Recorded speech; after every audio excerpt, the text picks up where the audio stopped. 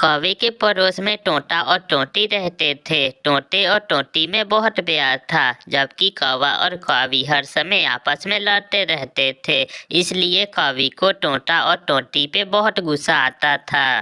कौवी हर समय टोंटी को उल्टी सीधी बातें सिखाती ताकि उन दोनों में भी लड़ाई हो। हरियाली, मेरा पति तो हर रोज मेरे लिए मीठे मीठे फल लाता है, और तुम्हारा पति तुम्हारे लिए क्या लाता है खाने को? क्या बताओ गोरी, कई दिन हो गए मेरा मिठू तो हर रोज एक दाना चने का ही लाता है। इसका मतलब मेरा शक ठीक हुआ। हरियाली, तेरा पति सारा सारा दिन जाकर झरने पर बैठा टोंटियों से बातें करते रहता है, और शाम को जल्दी जल्दी में एक दाना चने का लेकर घर वापिस आ जाता है। क्या क्या मिठू ऐसा करता है? मुझे क्या जरूरत है मैं झूठ बोलूं? तुम भी उससे मीठे मीठे फल मांगो। गोरी कौवी ऐसे टोंटी को उल्टे भाषण देकर वहां से चली जाती है। सुबह से फिर रहा हूँ, अभी तक कोई फल नहीं मिला। आज फिर मुझे अपनी पत्नी के लिए चने का दाना ही लेकर जाना होगा। टोंटा वो चने का दाना लेकर घर चला जाता है। फिर वही चने का दाना, ले जाओ इसे, आज मैं ये चने का दाना नहीं खाऊंगी। हरियाली, मैं थका हुआ हूँ। मैं सुबह से निकला, शाम को घर आया हूँ, और घर आते ही तुमने उल्टी सीधी बातें शुरू कर दी है। मुझे अमरूद खाना है, मैं भूखी रह लूंगी, मगर खाऊंगी तो अमरूद ही। जंगल में ठंड के वजह से सभी अमरूद के पेड़ सूख गए हैं। अब बाहर आएगी तो फिर ही अमरूद मिलेंगे। मुझे सब पता है, तुम सारा सारा दिन झरने पर जाकर क्या करते हो। अब सो जाओ, अगर मुझे भी गुस्सा आ गया तो बात बढ़ जाएगी। मीठू बात को खत्म करता है और सो जाता है। दूसरे दिन मीठू अपनी पत्नी को खुश करने के लिए जंगल की दूसरी ओर जाता है। वहाँ एक अमरूद के पेड़ पर उसे एक अमरूद मिल जाता है। कुछ ही देर में मीठू वो अमरूद लेकर घर वापस चला आता है। हरियाली घर के बाहर ही बैठी हुई थी। लो, मैं तुम्हारे लिए अमरूद ले ही आया। गोरी ने सच ही कहा था, अभी कल ही मैंने अमरूद मांगा और तुम अमरूद ले आए। पहले तो हर रोज चनों का दाना ही लाते थे। ओहो, अब इस बात पर भी लड़ाई? अगर ले आया हूँ तो खा लो। हरियाली वो अमरूद खा लेती है। गोरी का पति आवारा और एक नंबर का आलसी है, इसलिए उन दोनों की आपस में हमेशा लड़ाई रहती है, और वो चाहते हैं कि हमारे घर में भी ऐसे ही लड़ाई हो। मीठू अपनी पत्नी से ऐसे कहते हुए वहां से चला जाता है। आज मैं मीठू के पीछे जाकर देखती हूँ कि ये जाता कहाँ है।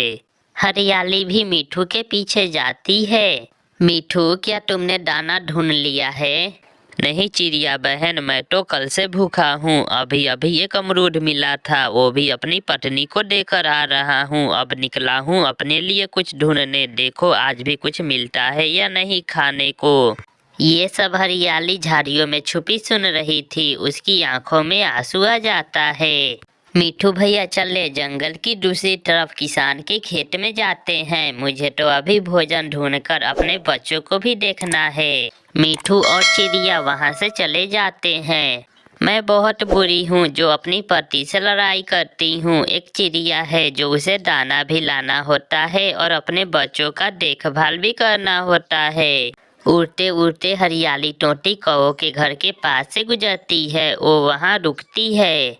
कालू के बच्चे, जाओ मेरे लिए भोजन लेकर आओ। मैं कोई टोंटा नहीं हूँ जो तुम्हारे पीछे पीछे फिरता रहूं।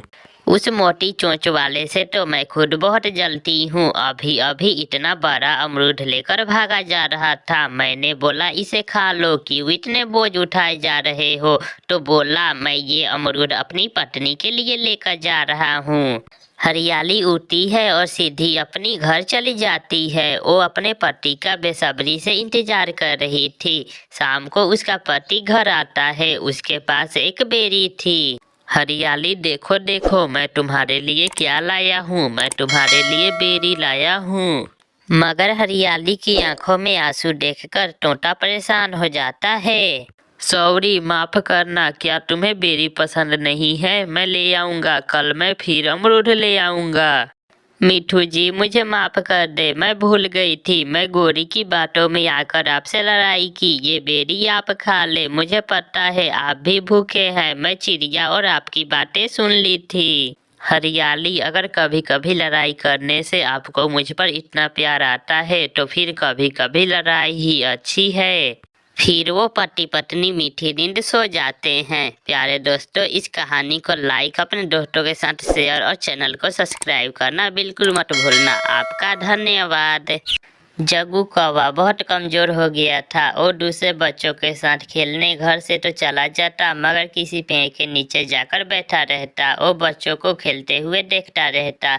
जब स्कूल में छोटे पक्षियों के उड़ने की रेस होती तो जग्गू हमेशा हारता, क्योंकि वो कमजोर होने की वजह से थक जाता। वो कमजोर इसलिए था कि वो कुछ भी नहीं खाता था। जो भी खाने की चीज होती वो उसमें नुक्स निकालता। जग्गू जग्गू बेटा, लो तेरे पापा फल लेके आए हैं, फल खा लो। नहीं, मैं नहीं खाऊंगा, मुझे दाना खाना है। लो फिर तुम दाना ही खा लो। ये दाना सूखा है, मैं ये नहीं खाऊंगा। वो बच्चा था, मगर उसके माता पिता कालू कौवा और गोरी कौवी उससे भी बड़े बच्चे बन जाते थे। जग्गू के पापा, एक बार आना, देखो जग्गू फल नहीं खा रहा। कालू कौवा जग्गू के पापा दौड़ा दौड़ा आता और डंडा उठाकर उसे मारने लगता। खा, जल्दी से खा, तेरा बाप भी इस फल को खाएगा। आज मैं सीधा कर दूंगा तुम्हें। नतीजा ये निकलता कि जग्गू कौवा सीधा होने की बजाय और भी जिद्दी होता गया। वो मार खा लेता, मगर अपनी जिद पूरी करता था। एक दिन गोरी कौवी और कालू कौवा जग्गू कौवे को बुलबुल डॉक्टर के पास लेकर जाते हैं। ये बहुत कमजोर हो गया है, आप इसे पौष्टिक भोजन दें, जैसे अंडा, दूध, फल और मछली।